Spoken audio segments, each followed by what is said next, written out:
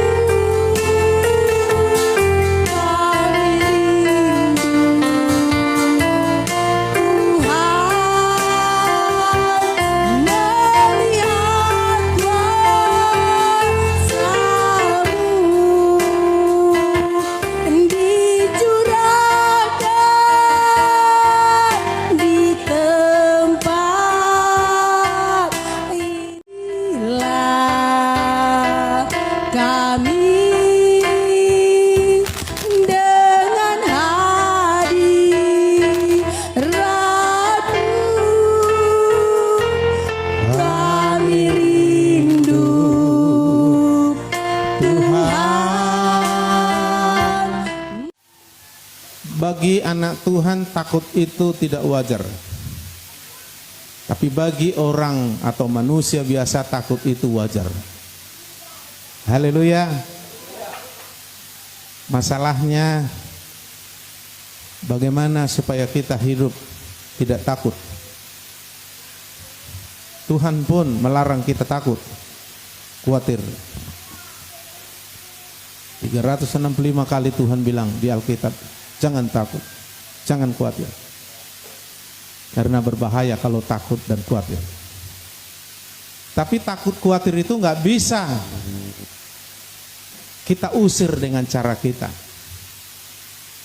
Tapi bukan berarti tidak bisa ketakutan itu lenyap dari kita. Sama seperti pada waktu malam gelap gulita di rumah kita. Bagaimana caranya supaya gelap gulita itu lari? Caranya hidupkan lampu. Haleluya. Demikian juga bagaimana khawatir takut itu hilang dari kita? Caranya hidupkan imanmu. Hadirkan imanmu. Nyalakan imanmu. Bangkitkan imanmu. Bagaimana caranya? Roma 10 ayat 17 bilang iman timbul dari mana?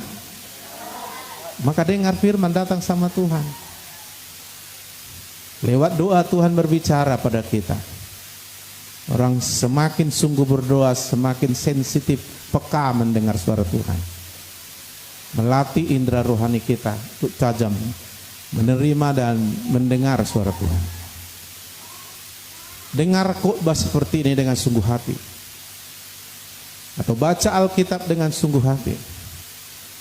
Maka Tuhan bisa berbicara dengan berbagai cara. Ketika kita mendengar, maka timbullah iman dari pendengaran itu. Ketika iman muncul, timbul, itu seperti terang kita nyalakan di tengah gelap. Dengan cepat sekali gelap itu akan hilang secepat terang itu muncul. Begitulah makanya Tuhan bilang jangan takut. Untuk itulah dikatakan carilah dahulu kerajaan Allah dan kebenarannya. Takut itu sesuatu yang membawa kita mengalami hal-hal yang buruk, persis seperti yang kita takutkan. Makanya Alkitab bilang, yang kutakutkan itulah yang menimpa aku, yang kukhawatirkan itulah yang mendatangi aku. Tapi Yesus berkata, ketika kita dengar firman dan percaya, lalu Yesus bilang, jadilah seperti imanmu. Tiada yang mustahil bagi orang percaya. Haleluya. Dalam kondisi sekarang, jangan sampai saudara takut dengan virus corona, dengan apapun itu. Alasannya karena Tuhan kita hebat. Yang kedua, karena iman yang kita miliki hebat. Haleluya. Siapa di sini yang sering atau pernah menonton YouTube saya? Iya, puji Tuhan, ikuti. Itu suara Tuhan yang saya sampaikan pada waktu sekarang. Haleluya. Bahaya, lebih bahaya dari virus corona, ketakutan itu. Dan saya prediksi banyak orang sakit karena takut, dan banyak orang mati kena virus corona itu karena takut. Jadi kebanyakan karena takut. Ya, kalau boleh saya bilang, virus corona itu kayak pileknya itu. Cuma lebih ada kelebihannya. Kelebihannya cepat menyebar, dan dia menyerang tenggorokan pernapasan dan melumpuhkan pernapasan. Ya, kalau yang lain sama dengan influenza, flu, demam. Haleluya. Saya pikir pada YouTube saya sudah saya sampaikan itu. Ya, waktu pertama dulu diperintahkan pemerintah, jangan ada yang ibadah dulu di rumah. Dan tentu tidak salah yang dibilang itu. Tetapi kita sikapi, kita tetap beribadah, dan saya munculkan khotbah bagaimana mengalahkan setan dan virus corona. Haleluya. Puji Tuhan. Saudara yang mendengar dan percaya, sudah tidak akan bisa kalah oleh virus corona, kalah oleh setan atau penyakit sampar yang lain. Haleluya. Wah, memang hebat iman ini. Hanya kalau nggak ada iman, payah ini. Maka cari dahulu kerajaan Allah dan kebenarannya, itu firman Tuhan, ya. Baik, hari ini saya tidak mau panjang lebar soal itu, karena sudah pernah saya sampaikan itu. Kalau saudara rajin hadir, jadi kita ini naik terus. Ya. Judul khotbah hari ini, mengikuti gembala hidupku. Apa? Dalam hidup kita ini harus digembalakan. Dan gembala agung kita adalah Tuhan sendiri. Namanya Yesus Kristus. Dan kita diumpamakan seperti dombanya Tuhan. Bukan domba yang dipelihara orang, tapi dombanya Tuhan. Dan dia menggambarkan dirinya sebagai gembala. Dan gembala itu sangat bertanggung jawab atas hidup dombanya. Sasaran daripada gembala itu, dombanya selamat dari apapun dan tidak kekurangan dalam segala apapun. Mari kita lihat Mazmur 23. Inilah gembala itu. Yesuslah gembala agung kita. Gembala semua orang-orang yang mengikut Yesus di muka bumi ini. Mazmur 23 ayat 1 dan seterusnya. Mazmur Daud. Tuhan adalah gembalaku, takkan kekurangan aku. Tuhan adalah gembalaku, takkan kekurangan aku. Jadi kalau kita betul-betul mengikuti gembala hidup kita, yang nyata, hasilnya, realitanya, buahnya, akibatnya, takkan kekurangan aku. Kita ini manusia berdosa ini serba kekurangan, banyak kekurangan. Maka tanpa Tuhan, pasti kita terus dan banyak kekurangan. Tapi Tuhan mau kita tidak kekurangan. Asal mau kita berkata, Tuhan adalah gembalaku. Haleluya. Tuhan tidak memaksa kita. Tuhan tidak memperlakukan kita seperti robot. Dia memberi kepada kita hak memilih, kehendak bebas. Itu sebabnya Adam dan Hawa menggunakan hak memilih dan kehendak bebasnya salah. Maka susahlah dia, tak tergembalakan, tak mau dia digembalakan Tuhan. Sehingga dalam kondisi sempurna sendiri, Adam dan Hawa waktu diciptakan itu sempurna, hampir sama dengan Allah, menurut gambar rupa Allah.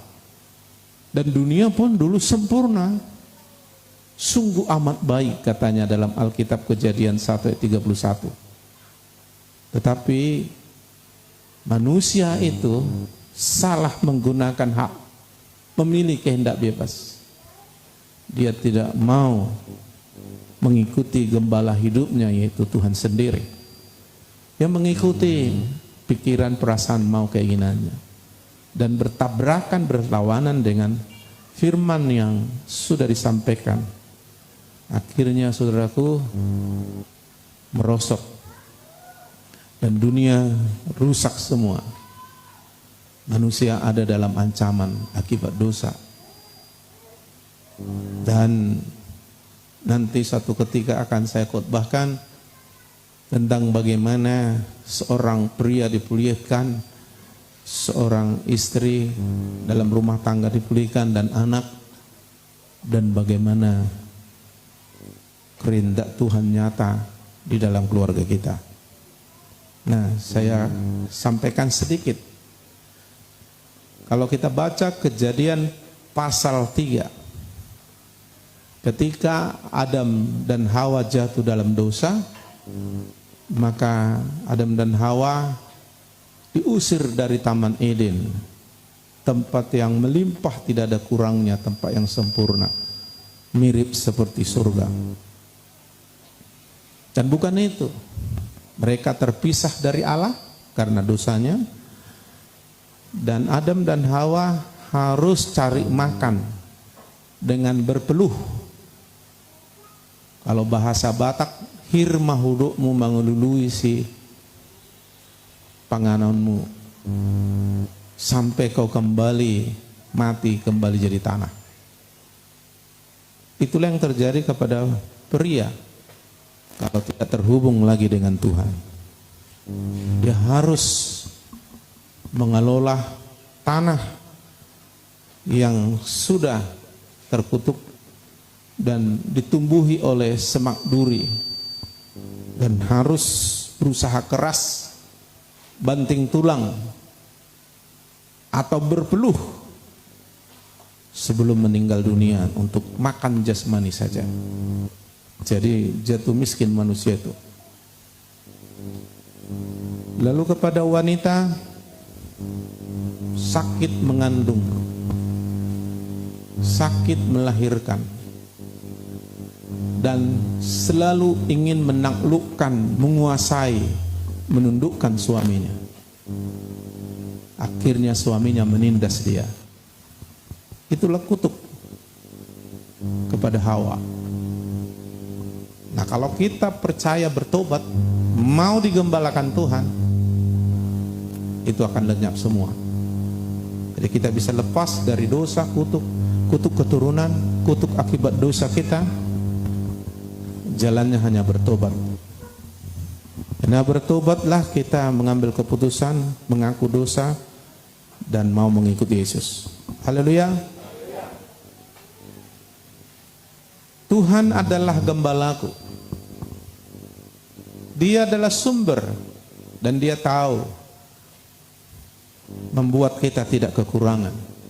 Karena Dia yang memiliki semuanya. Tiada yang mustahil bagi Dia. Dan Dia maha baik, maha pemurah. Dan Dia, saudaraku, maha kasih. Sebabnya, berikan dirimu digembalakan Tuhan. Apa artinya digembalakan Tuhan? Sebelum kembali kita ke Mazmur 23, mari perhatikan Yohanes 10 ayat 26 dan 27.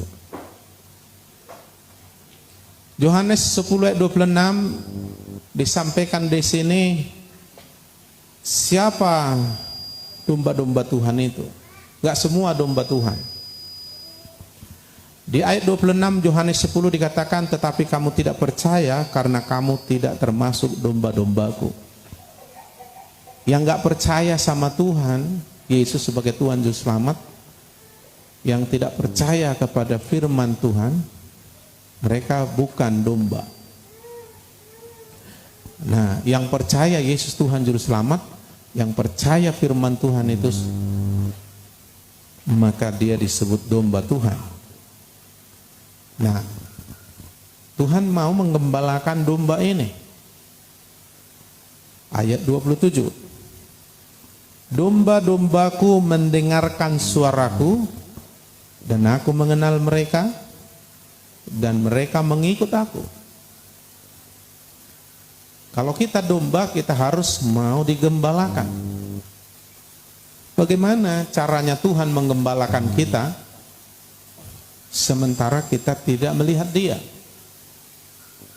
Dulu 2000 tahun yang lalu, pada waktu Yesus sebagai manusia di muka bumi, bisa langsung dilihat dan didengar.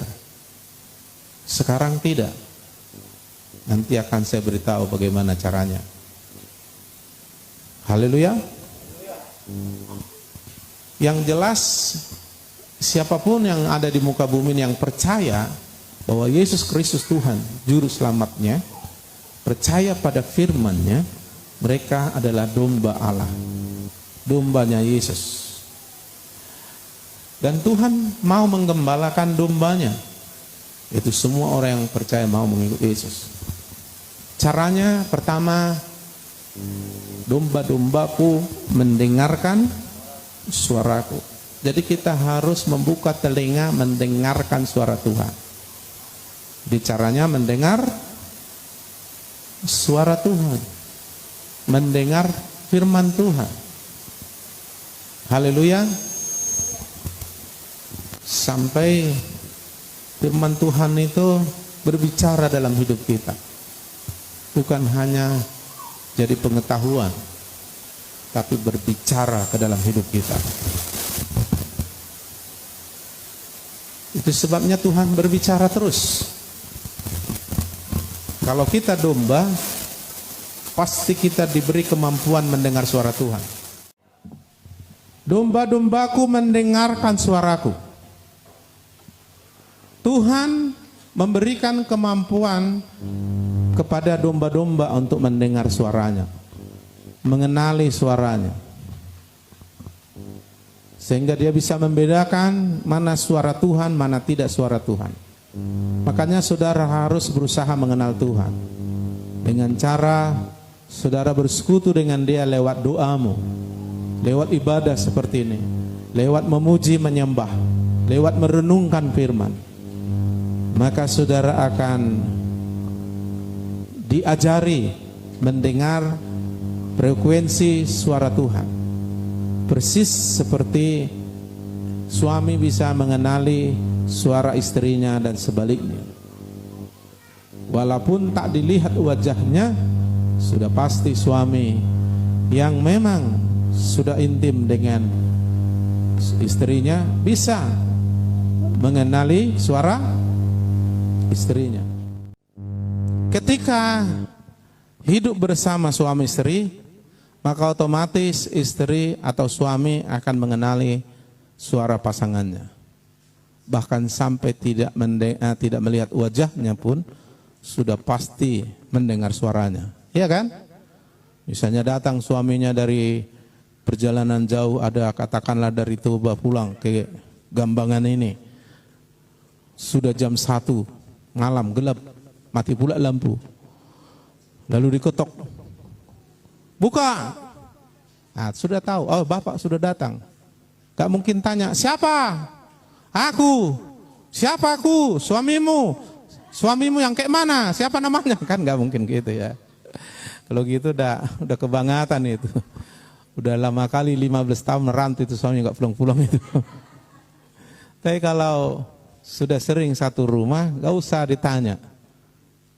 Akunya ini, si Anu nama aku, gak perlu lagi dibilang. Demikian juga, walaupun kita tidak melihat Tuhan, tapi kalau kita sering bersekutu, berdoa, beribadah, mendengar firman, memuji Tuhan, masuk hadiratnya, membaca renungkan firman, otomatis kita bisa mengenal suaranya. Banyak suara di muka bumi ini.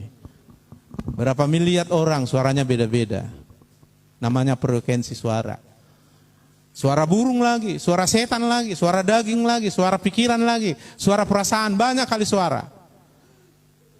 Tapi walaupun banyak suara orang, pastilah suami yang sudah dekat dengan istrinya bisa mengenal suara istrinya. Amin.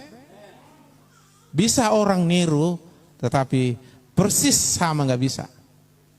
Karena frekuensi suara manusia itu beda-beda. Haleluya.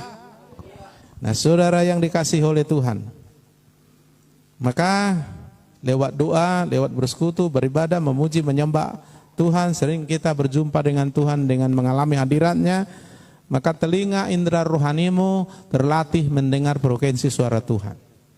Kalaupun ada yang meniru-niru suara itu, saudara langsung tahu ini bukan yang meniru ini. Nah, seperti itulah kita diberi kemampuan mendengar suara Tuhan, dan Tuhan berbicara terus kepada kita. Kenapa?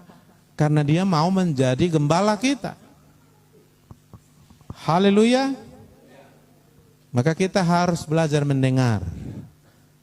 Yang paling sering Tuhan berbicara pada kita di dalam hati kita oleh Roh Kudus.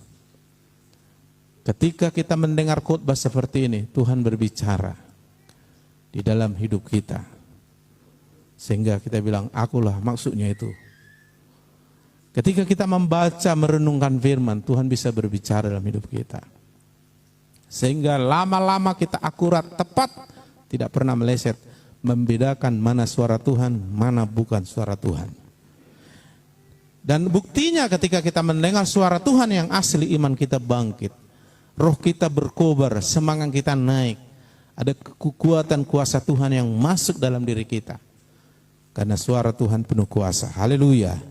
Suara Tuhan membangkitkan, menghidupkan, menimbulkan iman. Sehingga dengan cepat sekali ketakutan itu hilang dari kita. Saudara, orang yang patah semangat, orang yang takut khawatir, itu menghalangi tubuhnya menghasilkan antibodi. Di dalam tubuh kita ini sudah dibuat Tuhan semacam obat. Nah, dokter tahu itu nama obat itu. Ada sejenis hormon dalam tubuh kita, atau dalam bahasa umumnya disebut antibodi. Jadi antibodi ini bisa mengalahkan apapun yang mau merusak tubuh. Nah, ketika seorang takut, ketika seorang bimbang, patah semangat, mengeluh, maka antibodi ini tak bisa dihasilkan dengan baik. Misalnya datang virus corona, dengan perkembangan biaknya misalnya 10.000, karena virus corona ini cepat dia membelah, berkembang biak. Menyerang tubuh kita, sudah masuk melalui mata, hidung, mulut kita. Lalu saudaraku, kondisi itu saudara lemah secara tubuh. karena khawatir, takut, mengeluh, dan patah semangat. Sehingga antibodi ingin bergerak. Tubuh kita harus menghasilkan antibodi yang banyak untuk mengalahkan 10.000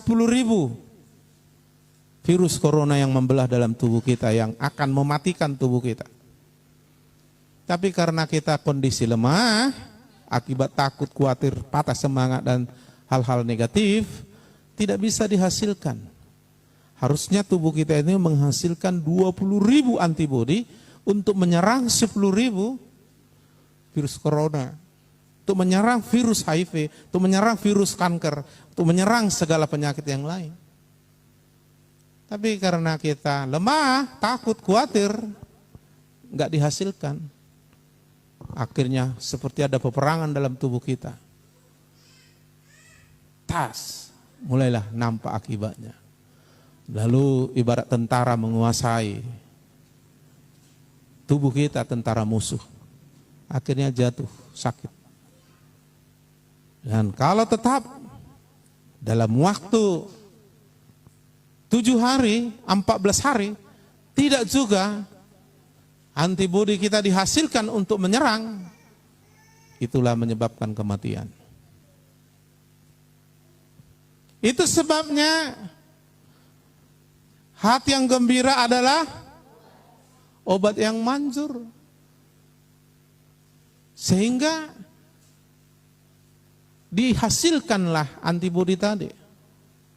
Sehingga dia serang, tubuh kita bisa menyembuhkan tubuh kita sendiri. Namanya antibodi.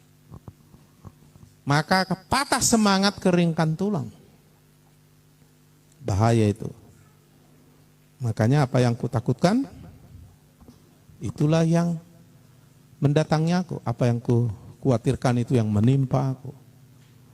Tapi iman membawa kita menang, lebih dari pemenang di dalam Yesus. Haleluya. Untuk itulah saudaraku, saudara harus bersukacita dalam Tuhan. Kalau saudara nggak bisa bersukacita karena situasi, saudara harus bersukacita karena Tuhan. Kalau saudara nggak bisa bersukacita karena melihat kondisi keuangan, melihat suami, melihat istri, mertua, dan tetangga, bersukacitalah karena Tuhan. Caranya, perhatikanlah firman-Nya, perhatikanlah janjinya, perhatikanlah janji dan perintah Tuhan.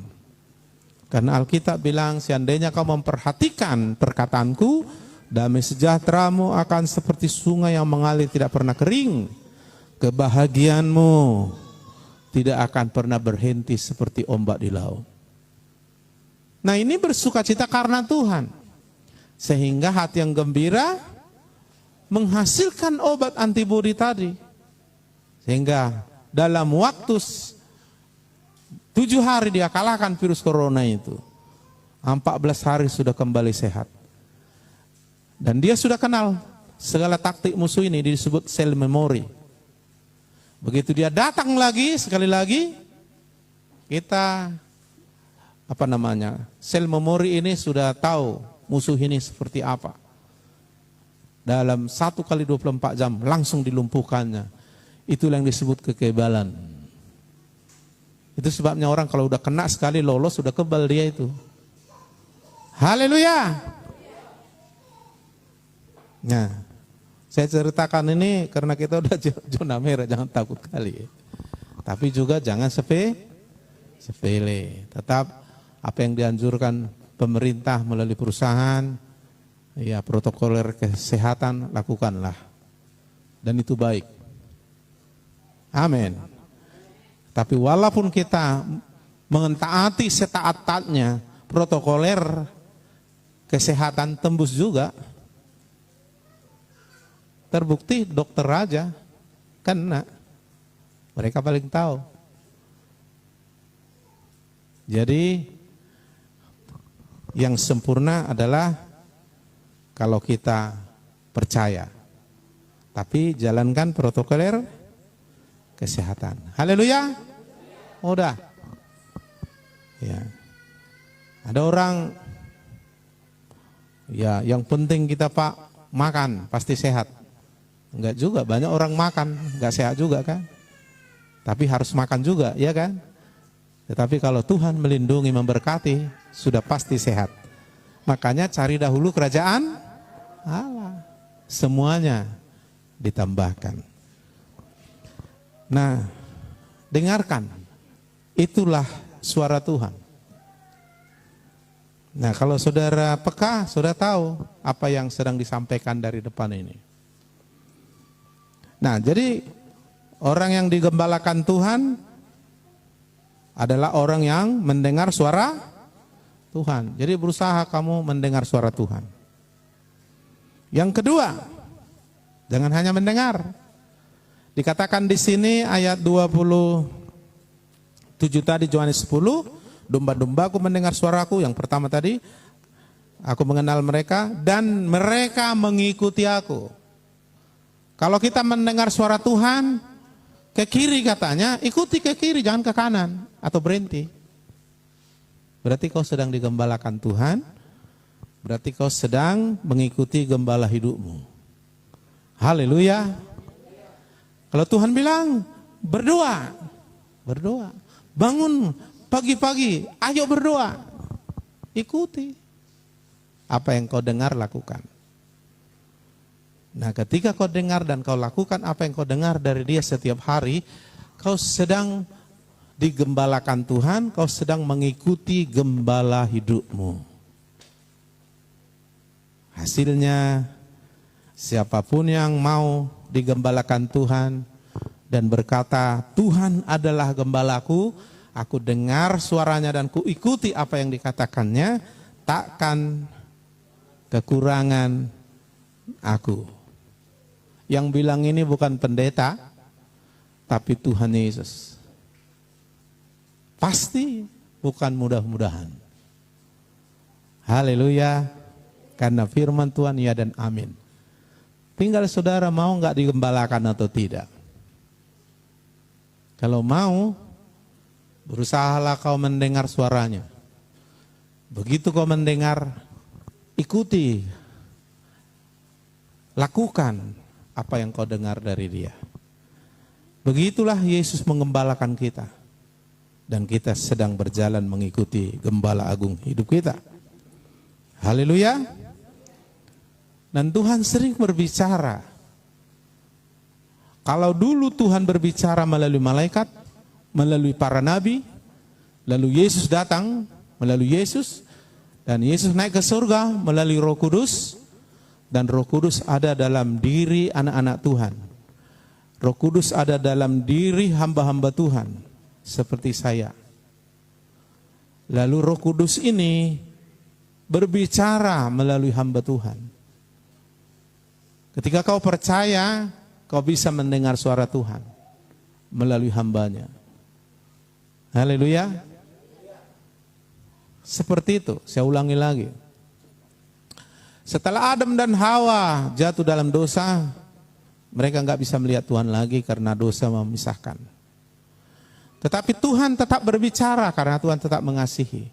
Dia suruh malaikat menyampaikan suara Tuhan. Dia suruh nabi berbicara kepada umatnya. Terakhirnya dia suruh anaknya Yesus menjadi manusia berbicara. Tapi Yesus kembali kepada kemuliaan tempat semula. Dia utus Roh Kudus. Dan Roh Kudus itu ada dalam diri kita. Untuk mengkonekkan kita dengan Tuhan. Dan Roh Kudus itu ada di dalam diri hamba-hamba Tuhan yang diangkatnya. Para gembala sidang, para pemimpin rohani, para bapa rohani. Dan Roh Kudus itu berbicara melalui hambanya ini. Menyampaikan suara Tuhan. Dan saudara mendengar. Itu cara yang terbaik dan yang sering Tuhan lakukan untuk berbicara. Maka kalau kau tidak mendengar suara pemimpinmu, suara gembalamu, maka kau sulit mendengar suara Tuhan.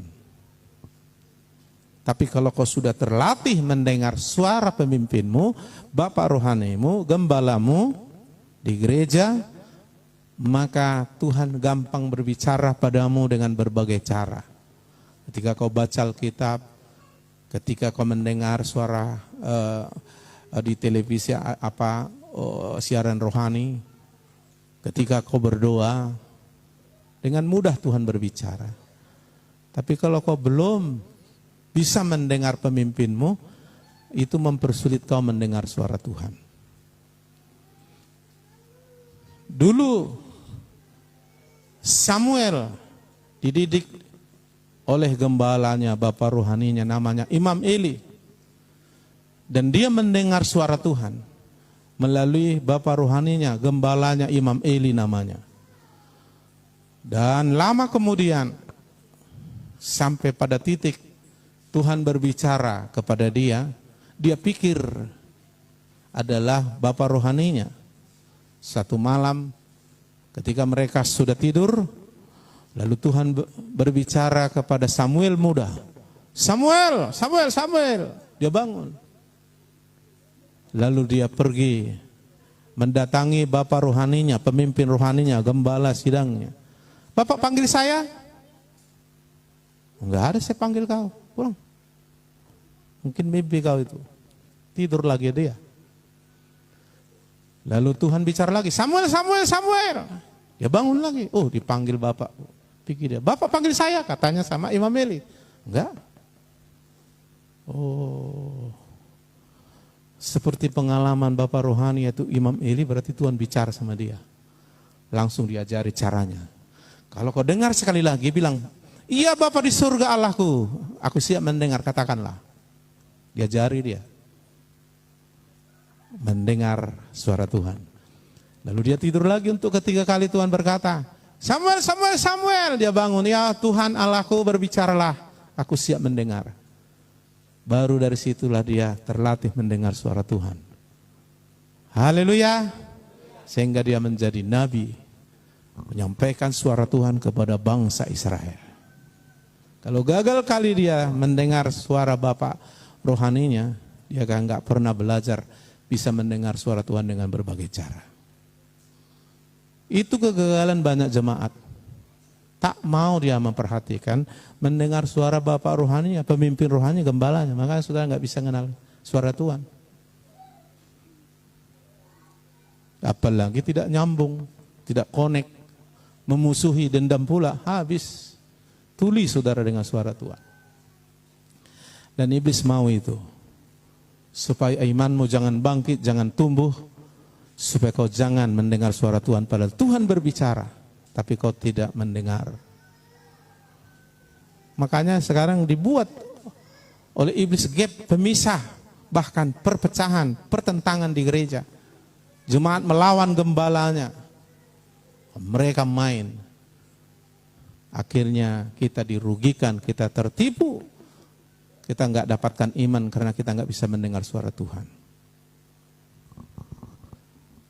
Sejak Adam dan Hawa jatuh dalam dosa, Tuhan nggak langsung lagi. Ketika orang Israel berseru, Tuhan, udah capek mereka diperbudak bangsa Mesir 420 tahun. Tuhan kasihan. Tuhan datang menyelamatkan, menolong, membimbing, menggembalakan mereka dengan mengutus Musa. Lalu Tuhan memberikan suaranya, perkataannya kepada Musa. Dan Musa menyampaikan kepada bangsa Israel. Ketika bangsa Israel mau mendengar, mengikuti apa yang disampaikan Musa, maka mereka sedang digembalakan, mereka selamat. Tapi semua orang yang nggak mau mendengar, mengikuti apa yang dikatakan Musa, maka mereka tidak selamat semua, tidak sampai ke Kanaan. Nah, iblis mau bermain di sini. Itu sebabnya Tuhan pernah berkata dalam Alkitab, iblis seperti singa yang mengaum-ngaum, mencari siapa yang dapat ditelannya, diterkamnya. Kalau saudara pernah menonton film tentang binatang-binatang di TV, ada itu film khusus binatang-binatang. Nah, saya suka sering nonton itu dulu. Maka singa, binatang buas akan mengendap di rumput semak-semak. Dan dia perhatikan segerombolan banteng yang besar.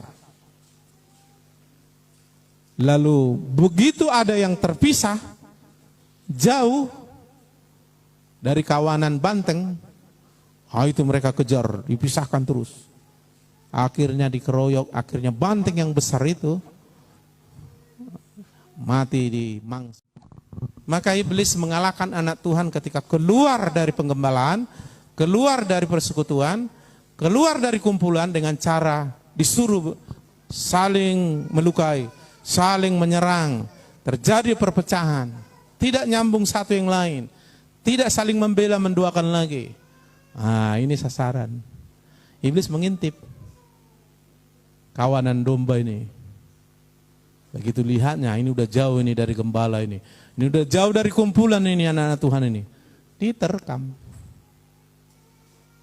Bayangkan banteng yang besar bisa tumbang di mangsa sampai mati sama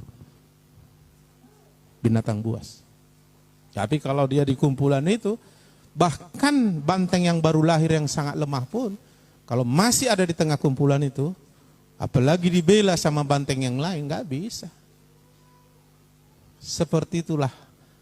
Makanya Tuhan bilang kita harus sehati sepikir di dalam Kristus. Amin. Maka iblis menghendaki perpecahan. Kau terpisah dengan bapa rohanimu, kau terpisah dengan anak Tuhan yang lain. Makanya jangan menjauhkan diri dari pertemuan ibadah. Bersekutulah dengan Tuhan bersama. Haleluya. Dengarkan. Ini kalau saudara bisa mengerti apa yang kau dengarkan hari ini. Jadi bukan karena hebat kita, tapi karena gembala kita. Dan tiada yang mustahil bagi dia. Tidak ada yang sanggup menggagalkan kita mengalami rencana Tuhan. Selama kita terkonek dengan Tuhan, digembalakan di dalam gereja. Jadi kalau saudara baca perjalanan orang Israel, keluar mereka dari Mesir dengan mujizat Tuhan yang luar biasa, dipimpin oleh Allah melalui Musa. Tuhan berbicara melalui Musa, Tuhan menunjukkan kuasanya melalui Musa, Tuhan menggembalakan melalui Musa. Semua yang mendengar yang sampai ke Kanaan. Tragisnya saudaraku, 3 juta yang keluar dari Mesir, 2 yang sampai ke Kanaan. Berarti 2.998 mati semua. Yang sampai adalah Joshua Kaleb. Ditambah yang lahir di jalan. Semua mereka disergap sama setan, sama pemangsa kehidupan, maut. Ada yang mati dibelah, ditelan tanah yang terbelah, ada yang mati dipatok ular, macam-macam itu saudaraku. Iblis sedang mengintai. Itu sebabnya berjaga-jaga berdoa. Haleluya. Mencari siapa yang dapat ditelannya. Seperti saya yang umpamakan tadi, binatang buas yang mengintai banteng yang besar. Tapi kalau kita ada bersama gembala kita, enggak kan ada kekurangan kita. Haleluya. Karena Yesus Tuhan yang menggembalakan kita adalah Tuhan di atas segala Tuhan, Raja di atas segala Raja, yang memiliki segala kuasa di bumi dan di surga. Dan olehnya kita digembalakan menang lebih dari pemenang. Jadi kita kekurangan, kekalahan itu karena kita tidak digembalakan Tuhan. Kita tidak berjalan bersama gembala hidup kita. Saudara pikirkan itu.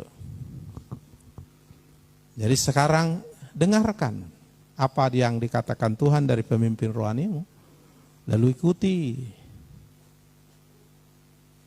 Kau harus berlatih sehingga nanti Tuhan dengan mudah berbicara padamu. Tapi kau harus dilatih oleh pemimpin rohanimu dulu. Dilatih Imam Eli dulu sehingga muncul menjadi Samuel yang bisa mendengar suara Tuhan dengan berbagai cara Tuhan berbicara.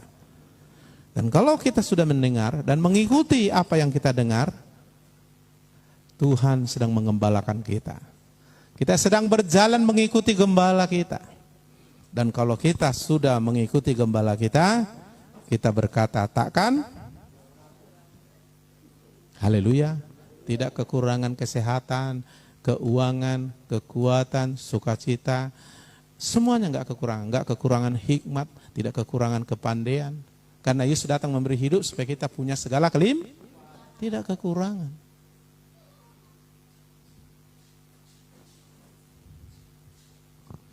Tapi iblis mau supaya kau jangan bersatu dengan kawanan dombanya Allah. Supaya kau pergi jauh sesuka hatimu, keinginanmu dari gembalamu. Jauh dari rumah kumpulan roh.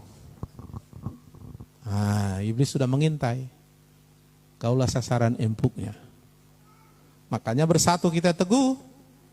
Bercerai kita Orang dunia aja tahu itu. Masa kita enggak tahu itu? Ayo kita terusin. Ayat 2. Mazmur 23 tadi. Ketika kita mau mengikutinya, kemana kita dibawanya? Ia membaringkan aku di padang yang berumput hijau. Itu tempat yang paling indah bagi domba. Bukan rumput yang kering. Rumput yang hijau. Saya lihat saudaraku, lembu di padang halaman banyak yang kurus. Rupanya rumputnya enggak ada, sikit. Habis. Lebih banyak lembunya dari rumputnya aku lihat. Lalu saya pergi ke arah Sungai Penggantungan. Di sana gemuk-gemuk. Saya perhatikan rumputnya di sana hijau banyak. Makanya gemuk-gemuk. Dan Tuhan bawa kita ke rumput yang hijau. Yang berumput hijau yang segar. Karena Tuhan mau mengembalakan kita, tidak kekurangan. Jadi kalau kau enggak digembalakan Tuhan, ya pantas kau kekurangan. Berbahagialah yang berharap mengandalkan Tuhan. Mereka seumpama ya pohon di tepi aliran air. Nah, tidak layu daunnya musim kemarau sekalipun. Berbuah pada musimnya. Berhasil. Haleluya. Jadi ke sana kalau kita mau. Enak. Kalau sendirian kita, jangankan dapat rumput hijau, dimangsa. Karena setan itu mengintai, mencari-cari. Siapa yang bisa ditelannya. Yang pasti jauh dari gembalanya, karena nggak mau mengikuti suaranya, tak peduli dengan suara, ikuti diri sendiri, dan pisah dari kumpulan kawanan domba. Udah pasti karena ini.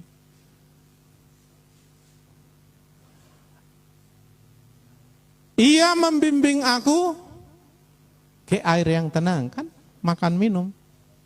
Makanya kalau kita beribadah katanya diberkatilah roti makanan air minumanmu. Haleluya. Tidak kekurangan, tapi diberkati lagi makanan itu. Artinya kita bisa nikmati makan itu jadi berkat. Karena ada makanan itu enggak jadi berkat. Ada kan? Artinya kalau dimakan makin sakit dia gitu. Itu makan enggak jadi berkat. Tapi kalau Tuhan, makanan itu tidak kekurangan dan makanan itu diberkati. Enggak menjadi penyakit. Dibimbing ke air yang tenang. Pastilah jernih, enak, sejuk itu. Amin. Apalagi? Iya. Makanya jangan ikuti dirimu. Terkutuklah orang yang mengandalkan dirinya, kekuatannya orang lain. Maka seperti semak belukar kata hidupnya, kering. Enggak mengalami hari yang baik. Ayat 3. Kalau kita sudah dibaringkan rumput hijau, dibimbing minum air yang di air yang tenang, ia menyegarkan jiwaku. Segar. Ya. enak, damai, tidak gundah gulana, tidak merana. Haleluya. Kalau jiwa kita rusak, ya tubuh kita pasti susah. Roh kita akan terpengaruh. Kalau dibilang sakit jiwa kan nggak jelas lagi hidupnya itu kan. Tapi Tuhan menyegarkan jiwa kita. Kalau digembalakan dan kita dibaringkan di rumput yang hijau, minum di air yang tenang, jiwa kita segar. Ya, hanya orang suka pergi pernah dulu kami retreat ibu-ibu, saya ajak mereka ke Brastagi. Ada lapangan di situ, rumput hijau. Wah, sedap kali main-main di situ, saudaraku. Ada pohon. Siapa mau tamasya rumput yang kering berontang kan? Jadi sedap. Ayat 3. Ia menuntun aku di jalan yang benar oleh karena namanya. Banyak masalah karena kita salah. Salah berpikir, salah berucap, salah bertindak. Setiap kesalahan menanggung akibat risiko yang buruk. Tapi kalau kita digembalakan Tuhan, kita enggak salah. Karena Dia membimbing, mengajar, menuntun kita di jalan yang benar. Oleh karena namanya. Haleluya. Amin. Masalah timbul karena salah. Entah salah ngomong lah, salah berpikir lah, salah bertindak lah. Pokoknya salah. Timbul masalah. Diselesaikan pula dengan cara yang salah, tambah masalah. Tapi kebenaran memerdekakan. Kebenaran menumbuhkan damai sejahtera. Orang benar itu tidak bertindak yang salah lagi. Karena Yesus menuntun dia di jalan yang benar. Jadi enggak salah. Makanya apa saja diperbuatnya berhak. Gagal itu karena salah kan. Ujian salah, gagal dia kan. Testing salah, gagal dia. Kerja salah kerjanya. Salah melulu. Tapi kalau benar, naik terus. Dan Tuhan akan mengajar kita. Tepat, akurat, dan tidak salah. Sehingga apa saja yang diperbuatnya, maulah digembalakan Tuhan. Jangan jalan menurut kamu. Kamu pikir benar salah terus. Haleluya. Ya, saya ambil satu kesaksian. Bagaimana Tuhan mengembalakan jemaat di Rantau dulu. Nanti yang di sini saya ceritakan di Rantau, yang dari Rantau ceritakan sini kan gitu kan. Karena kalau saudara yang saya ceritakan nanti naik kupingnya. Ya, Rantau lah. Saya ambillah contoh salah satu ya Pak Siboro, orang tua yang kebetulan saya bawa ini supirnya. Setelah bertobat dia polos ikut Tuhan, nggak banyak unek-unek. Dan mendengar dengan baik. Ada masalah yang agak pelik dulu anak-anaknya. Saya ajari, saya kasih tahu firman, dia dengar, dia ikuti, berhasil. Lalu saya bilang, Pak, jual tanahmu yang ada di Sungai Siali, ada berapa puluh hektar. Bahaya kau nanti kalau terus, kau sudah tua dan tidak baik. Jual. Ada 3 kali saya bilang dengan tegas, lumayan dia dengar, dia jual. Akhirnya dia dapat ratusan juta penjualan itu, adalah untung tapi sedikit. Dia dengar. Kalau dia terusi salah itu, maka Tuhan menyampaikan melalui pemimpin, dijualnya. Dan orang yang membeli itu senang, wah udah untung ini. Rupanya entah kenapa, rupanya penjual. Dulu itu udah nggak jelas ini tanah. Rupanya itu dulu bukan tanah masyarakat, tapi tanah yang digarap. Akhirnya hilang semua. Puluhan hektar, ratusan juta. Kan untung kan? Haleluya. Lalu ada mobil truknya. Saya dengar, saya lihat, saya perhatikan. Nah ini payah ini. Saya bilang jual. Siang Pak, jual. Akhirnya walaupun dengan agak bingung, dijualnya juga. Dan dia dapat untung. Dan gak masalah ke depannya. Terakhir saya bilang diskusi. Akte notariskan semua tanah-tanahmu. Bila penting bagi sama nanamu. Nanti masalah itu. Lama-lama dia pikir, dia dengar, dilakukannya juga. Walaupun agak lama. Ya kan? Akhirnya dipanggilnya polisi, panggil notaris. Ini. Kalau tidak, bahaya kian. Terakhir saya bilang sama dia, oke, jangan susah keturunanmu nanti mikiri kau. Anak Tuhan tuh jadi berkat hidup dan matinya. Kan mati keuntungan, ya kan? Saya suruh dia, masuk asuransi. Masuk, saya bilang. Dan mau. Ya, sehingga saudaraku, begitu matinya, enak. Ya, langsung pihak asuransi yang membiayai semua. Haleluya. Terakhir khotbah saya sama dia, suara Tuhan dia tangkap. Saya berdoa bagi yang tua-tua. Tidak ada yang mati dalam keadaan sakit. Oh dia aminkan, dia perkatakan, dia deklarasikan. Au hasil betul hamu dang susah, hubaid penuh parhu. Belum mati nonau, pokoknya sehat. Ngangi, jamitani pendeta. Itu khotbah pendeta. Padahal suara Tuhan yang melalui pendetanya. Benar, sampai meninggalnya gak sakit. Selesai berdoa, amin. Dia terakhir berdoa, amin. Udah berangkat. Mukanya senyum, kayak gak meninggal gitu, senyum. Ada orang matinya gitu, saudaraku. Kayaknya waktu aku dulu masih belum bertobat dulu, lagi bandel-bandelnya, ada istilah kami di Kerituak. Sepakkanlah kakinya.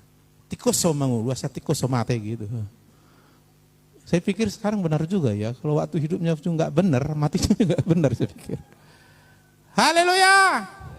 Tapi berhargalah mati orang percaya. Amin. Saya pikir Tuhan udah banyak bicara di sini. Tapi kok nggak selamat-selamat ini sebagian dari masalahnya. Atau nggak mau dia dengar. Jangan saudara pikir, aku mau 2 puasa dengar suara Tuhan. Puasa kau 3 hari Tuhan. Kau tunggu-tunggu sampai Tuhan ngomong, hei anakku, ku. Gak akan dapat itu saudara. Seperti ini Tuhan bicara. Dan kau dilatih di sini mendengar suara Tuhan. Sehingga di rumah setiap hari kau bisa terlatih mendengar suara Tuhan. Haleluya. Masih dengar suara Tuhan sekarang? Enggak apalah harus pakai eko. Anakku, enggak apalah mesti itu. Tuhan itu bicara sederhana, spontan tapi jelas dan terasa di hati kita. Langsung iman kita bangkit. Gairah, lagu semangat kita. Pengharapan muncul. Sukacita mulai mantap. Muka lagi bersinar-sinar. Itu dengar suara Tuhan. Kalau dengar suara hantu, beda lagi. Kau lihat masalah, hantu bicara. Muka mulai nanti ceritanya. Haleluya.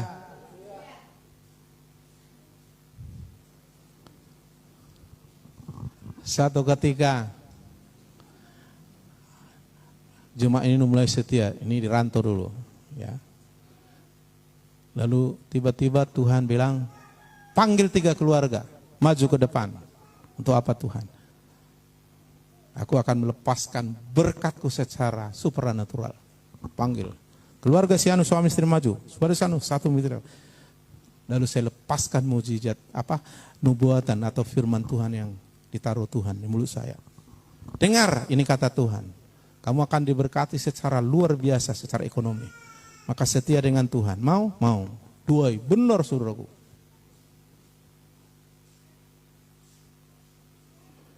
Jadi saudaraku, kenapa Tuhan bilang itu? Ini orang memang udah siap untuk itu.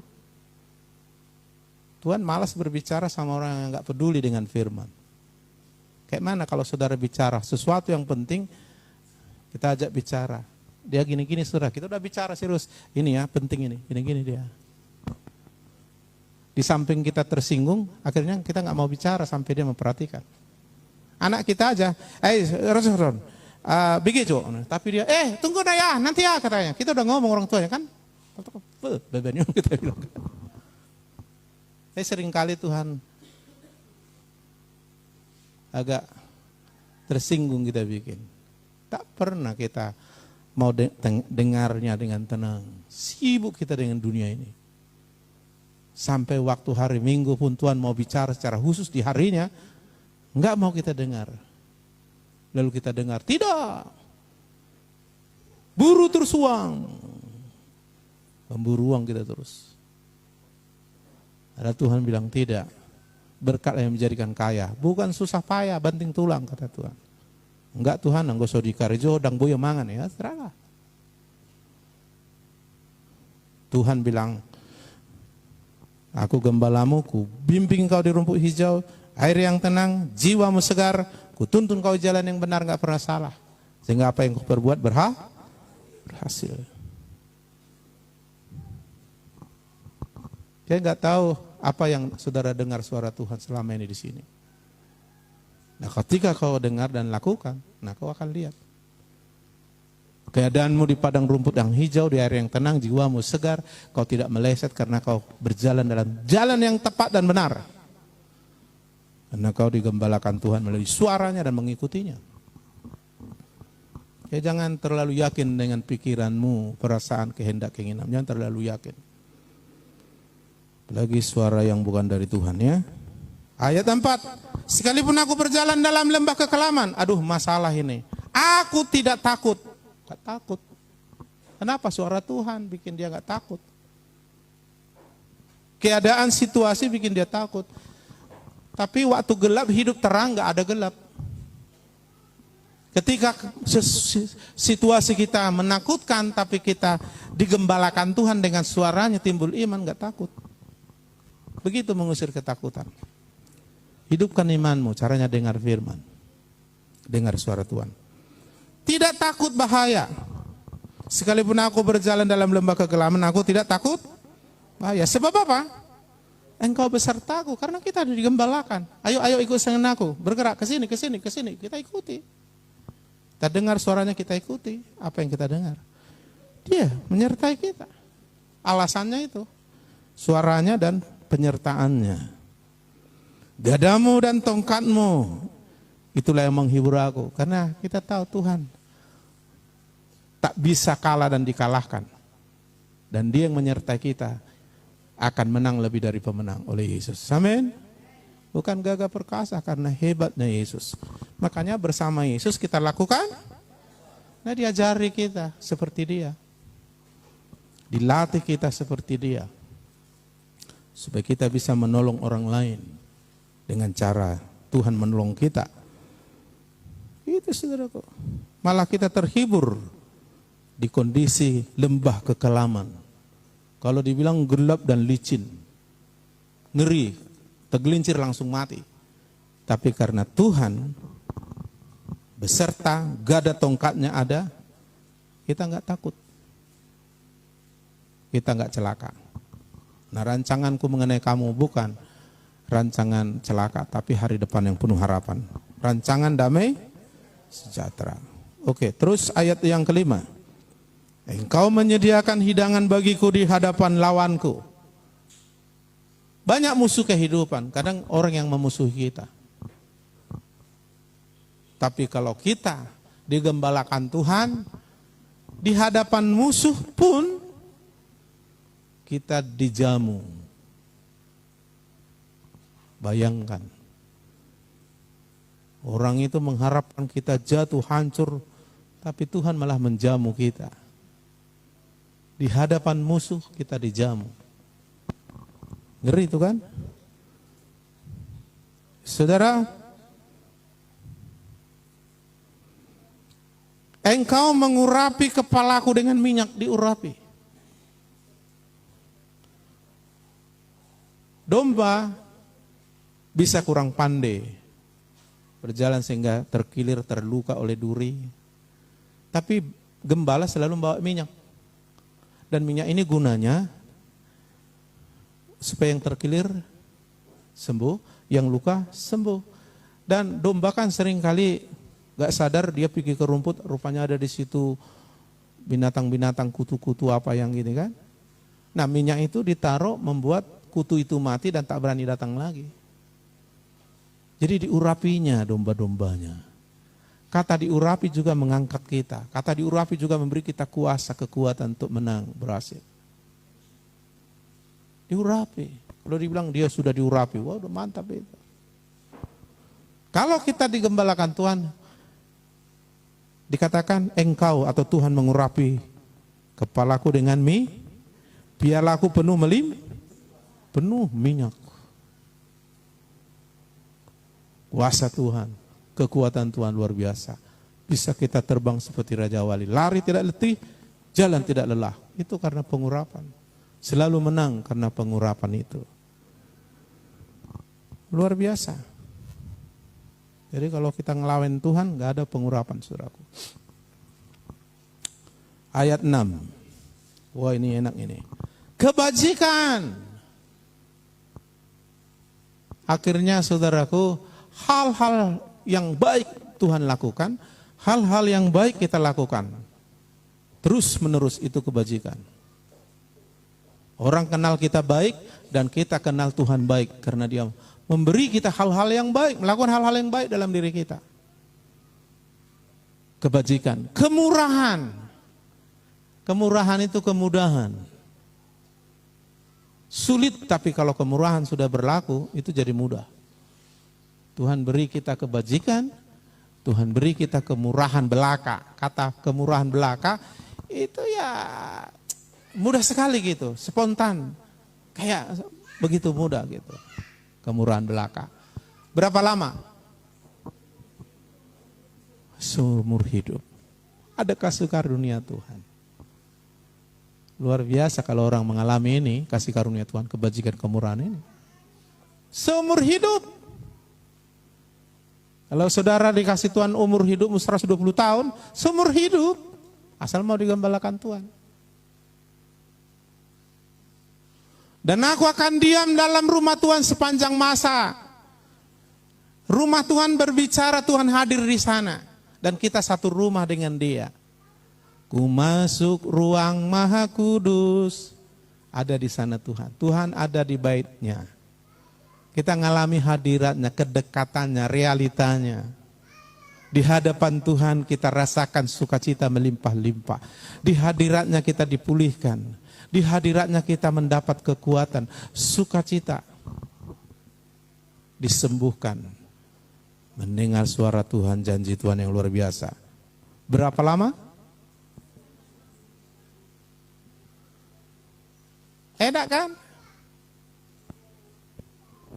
Ya jadi memang Tuhan tidak janjikan hidup kita tanpa masalah, mulus terus, enggak. Bahkan diizinkan kita berjalan dalam lembah kekelaman. Tapi bukan lembah yang menakutkan, masalah itu masalahnya. Masalahnya engkau digembalakan Tuhan atau tidak. Masalahnya di situ. Perbedaannya di situ. Kalau sudah Tuhan beserta kita, enggak ada masalah. Masalah itu mendatangkan kebaikan bagi orang yang mengasihi Dia. Amin. Iya, makanya dengarkan gembala. Gimana cara mengelola keuanganmu, dengarkan. Semua diajari dari sini. Bagaimana engkau suami berlaku kepada anak dan istrimu, benar istri. Ikuti, jangan hanya didengar.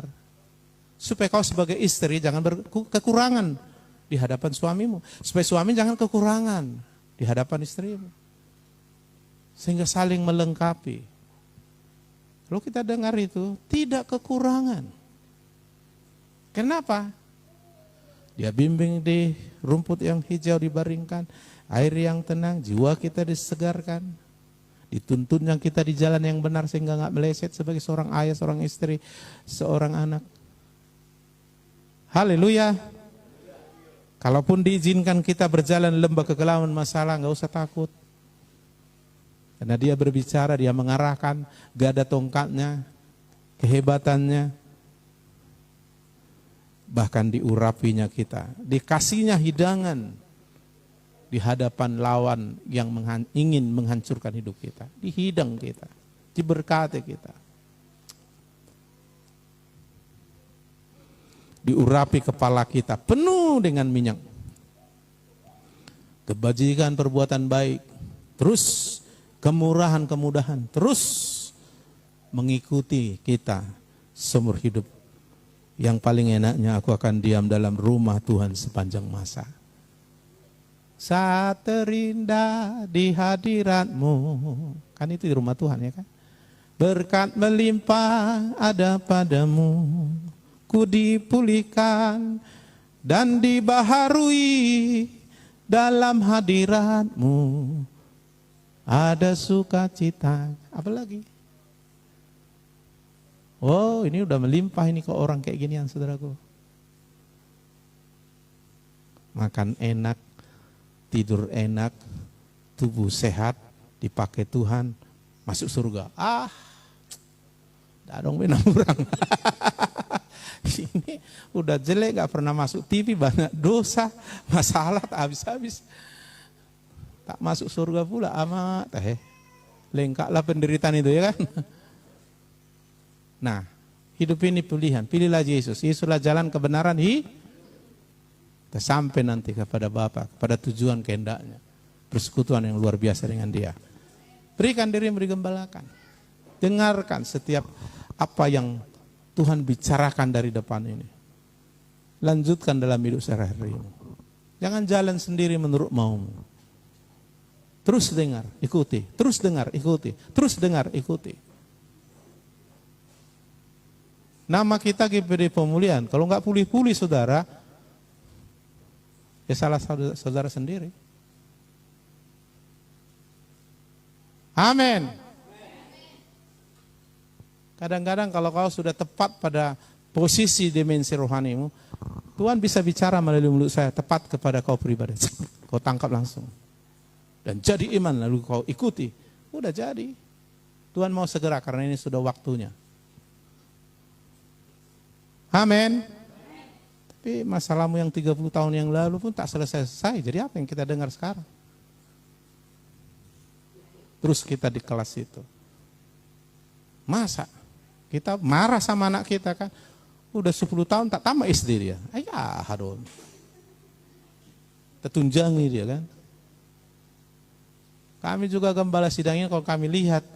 Enggak berhasil hidup. Enggak berubah-berubah. Palak juganya. Palak juga. Merugikan pula kan. Mengalo-alomu se.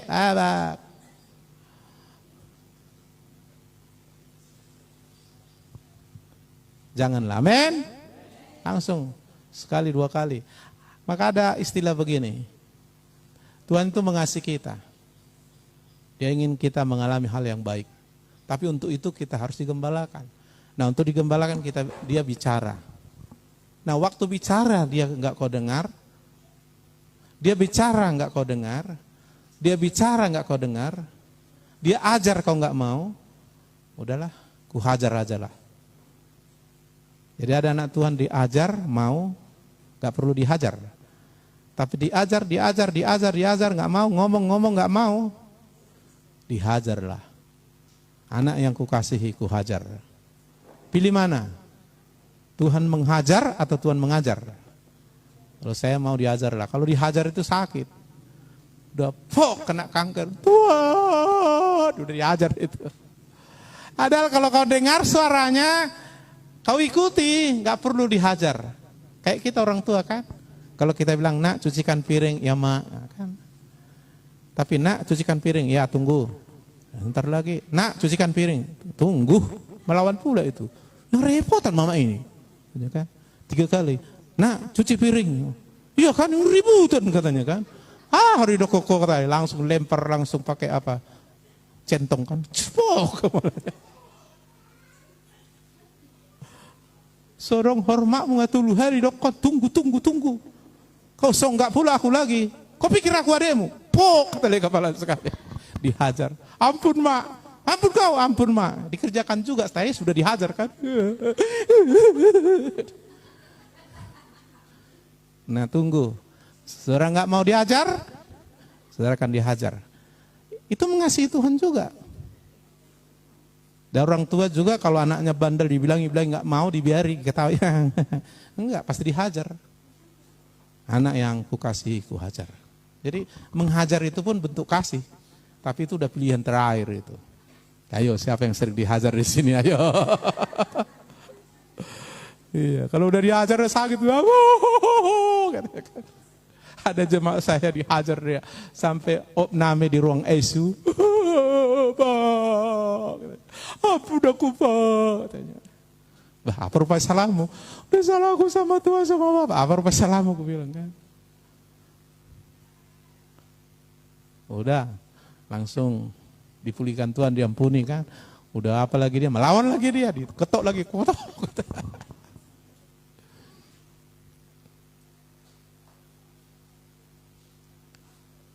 Saya kadang-kadang kasihan kalau sudah dibilangi sama Tuhan lewat hambanya nggak mau. Karena pernah Tuhan bilang sama murid-murid sini, beritakan Injil, sampaikan firmanku. Kalau mereka menolak, mereka tidak mau, kebaskan kakimu. Karena daerah itu akan dikutuk. Tuhan marah. Jadi sedikit memori. Saya tahu ini terjadi bukan kebetulan. Jadi semua yang terjadi dalam hidup kita nggak ada kebetulan. Apa yang ditabur? Nggak ada yang kebetulan ya. Teori kebetulan itu teori orang-orang yang nggak pandai itu. Tuhan bilang jangan sesat, apa yang ditabur itu yang dituai. Nggak mungkin ditabur padi tumbuh jengkol, nggak mungkin itu.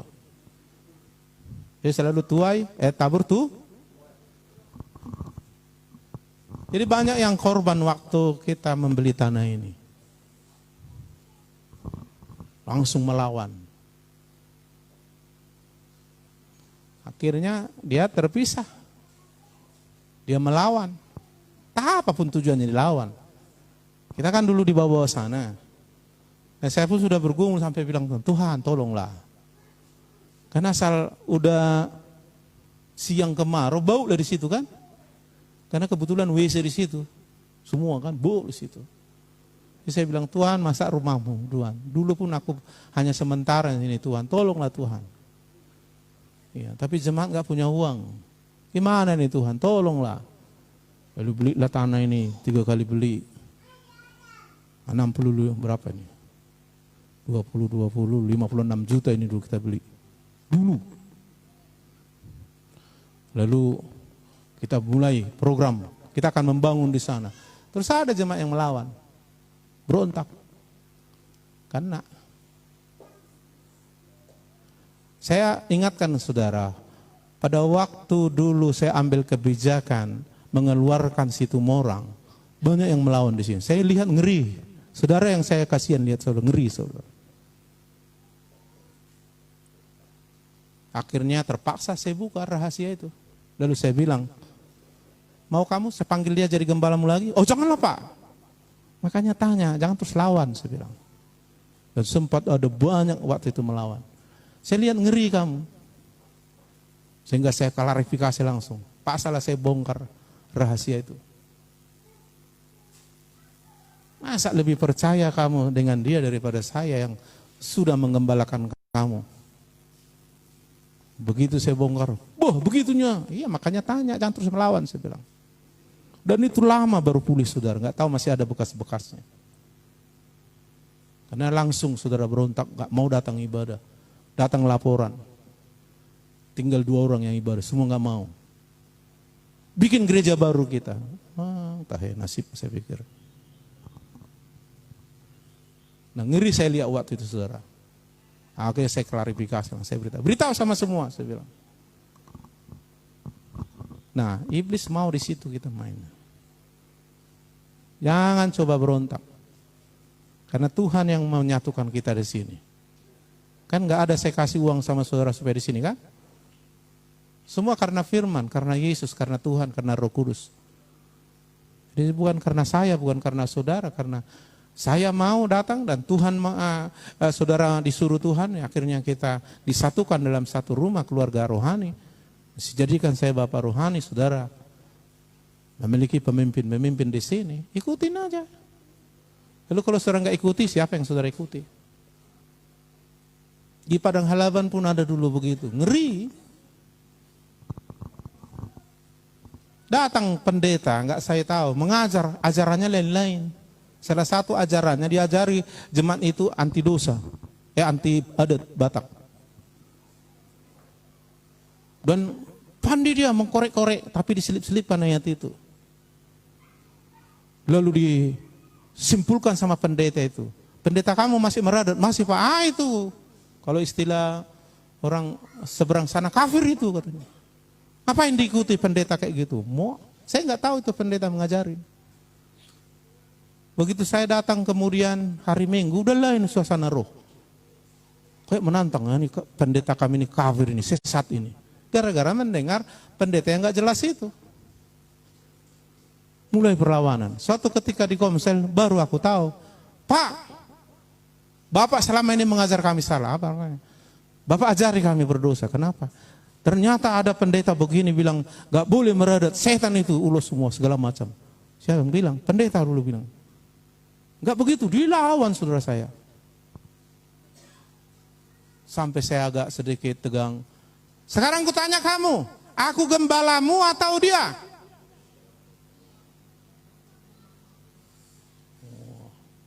Dia memang gak melawan, tapi hati mereka udah gak ini lagi.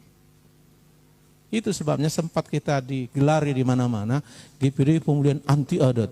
Padahal nggak pernah saya cari gitu. Haleluya. Melawan. Wah, habis orang itu saudara diterkami si polis yang sedang mengintai itu. Habis orang terkami. Ada yang operasi jantung, ada yang opname, ada yang bangkrut, ada yang narkoba. Habis. Karena iblis mengintai. Jangan berontak sama bapak kita aja kualat. Apalagi berontak sama Tuhan melalui bapak rohanimu, lebih kualat lagi. Bapak jasmanimu hanya jasmani, tetapi dari Tuhan juga ada hukuman. Jadi kita harus hormat kepada bapak jasmani, apalagi bapak rohani. Itu ekspresi kita mentaati Tuhan. Kita mentaati Tuhan, kita bilang gak hormat sama bapak jasmani, gak hormat sama bapak rohani. Menghormati kayak mana itu namanya? Jadi iblis bermain di situ. Ngeri-ngeri kenanya. Gak usah saya sebut nama-namanya. Cari sendiri. Nah, jadi saya sampaikan ini, Ari, ikutilah gembalamu. Amin. Kenalilah suara Tuhan dari dia. Ikutilah. Gak usah harus dihajar baru mengikutinya. Oh lo opung, bapak jora-jora, jangan sampai gitu. Begitu dia ngomong, iya, yes, amin. Langsung laksanakan. Jangan sampai disenggak, dilotaki dulu, baru ampun. Ada dulu itu. Begitu saya datang, bapak yang baik. Padahal selama ini aku bapak yang jahat. Peluknya, diciumnya kakiku, bapak yang baik, salah aku. Hei kamu semua anakku, ini bapak yang baik, aku yang salah. Terlambat. Jangan. Penyesalan itu terlambat. Makanya supaya jangan miliki penyesalan terlambat, cepat mendengar. Sehingga dituntunnya kita jalan yang benar. Haleluya. Sehingga minyak dari kepala tidak lengket di kepala, tapi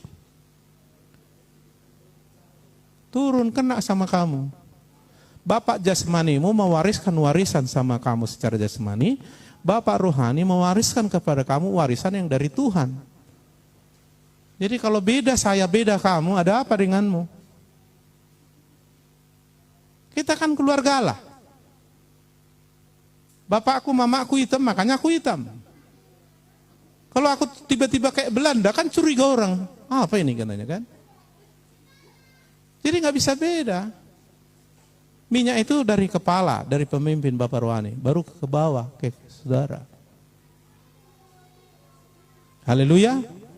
Oke lah, secara jasmani saya nggak mewariskan harta, karena saya bukan bapak jasmanimu, tapi anak jasmani saya mengalaminya. Tapi kalau saudara terhubung dengan Tuhan dan saudara tahu saudara adalah di keluarga Allah ini, saya bapak rohanimu, ada kakak rohani, adik rohani di sini, kau terhubung dengan baik melalui suara Tuhan, maka apa yang kau alami pasti kamu alami. Haleluya. Ketika Tuhan berkata melalui saya sampaikan saudara, saudara dengar itu menjadi suara Tuhan dan saudara ikuti, itu kena. Selalu saya bilang, dalam nama Yesus, semua jemaat GPD Pemulihan IRC dimanapun, 7 gereja, tidak ada yang kena virus corona. Saudara harus aminkan. Karena kalau sepakat pasti dijawab Tuhan. Ikut kau di sana. Iya, aku ikut itu. Supaya kita menerima warisan yang sama. Jangan aku beda, kamu beda. Dulu, mana bisa beda? Haleluya. Iya kan? Jadi wajarlah anak mirip bapaknya, kan orang tuanya, ya kan? Kalau enggak mirip kan curiga ini, tak anak ini kan katanya kan. Secara rohani pun begitu. Kau bukan anak rohani GPD kecil misalnya. Beda itu. Makanya jangan pindah-pindah bapak. Halo. Simbolon anaknya berapa ya tetap sampai kapanpun. Bapaknya Simbolon, nggak bisa 2 bapaknya. Tetap Simbolon. Tapi ada yang kaya di sana kata si Pebi. Itulah bapakku. Itu namanya, apa namanya itu? Durhaka, kualat ini anak. Nggak bisa. Kalau kita sudah anak, ya udah anak seumur hidup. Secara rohani pun begitu. Amin. Banyak orang, udahlah tinggalkan itu rumahku, keluargaku, bapakku. Kupilihlah bapakku yang lain. Pilih bapakku. Datang iblis, ini yang ku mau. Akhirnya dicekei satu-satu saudaraku. Waktu mereka nggak mau digembalakan si Musa, mati semua, dicekei iblis di padang gurun. Melalui tanah yang terbelah, bayangkan bisa tanah terbelah menelan mereka. Mana kejadian itu? Tiba-tiba semua mati semua. Tapi yang mengikuti Tuhan melalui suara pemimpinnya sampai ke Kanaan. Amin. Walaupun kadang-kadang itu nggak cocok dengan kita. Bukan masalah cocok tak cocok, masalahnya itu adalah kebenaran firman. Haleluya. Haleluya. Nah, seperti kita saling membela kita di sini. Karena kita keluarga Allah di bumi dan di surga. Saya sekali lagi gue bilang samamu, satu kapling kita nanti di surga. Nggak jauh-jauhan rumah kita. Misalnya kau duluan, lalu nanti menyusul yang lain duluan. Kalau bisa aku lambatan lah ya kan, karena banyak pelayanan masih ada.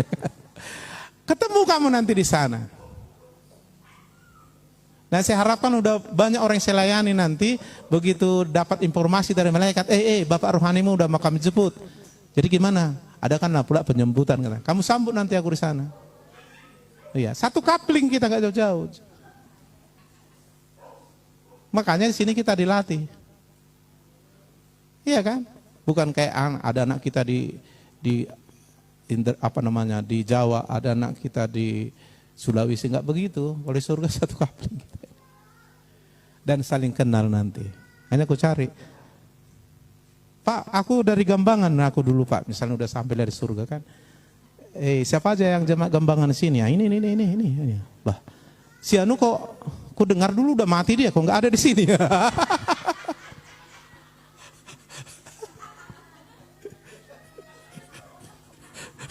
Cari, tapi nanya di kemana? Lalu tanya sama malaikat mana? Memang nggak ada di sini. Sana jadi itu nampak itu. Nangis sana. Oh Bapak. Nggak ada lah maunya gitu ya. Sedih juga lah kalau sempat ada gitu kan. Soalnya kalau udah di neraka ya di neraka terus, nggak bisa pindah lagi.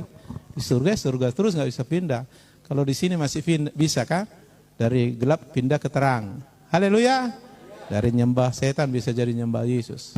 Di sini masih ada harapan. Menyesal kemudian tak ada guna. Nah di sini perlu kita menyesal. Haleluya. Amin. Salah satu pergumulanku, makanya kamu suami istri datanglah. Pergumulanku yang paling kuat di sini adalah masalah keluarga. Masalah keluarga. Jadi ketika aku sampaikan khotbah keluarga, kalau suami istri nggak di sini, nggak bisa selesai. Masalah keluarga berat sekali kita di sini.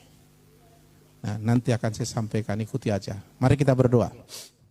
Oh, Jesus, Engkau baik, Kau sungguh baik.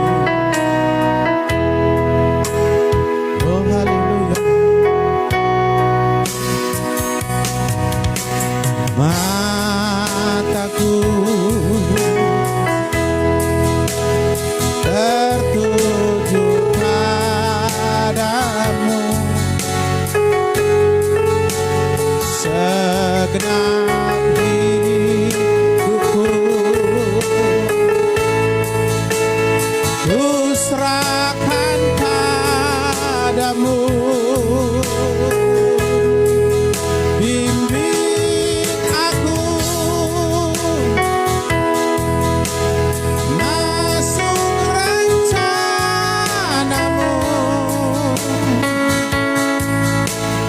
untuk membesarkan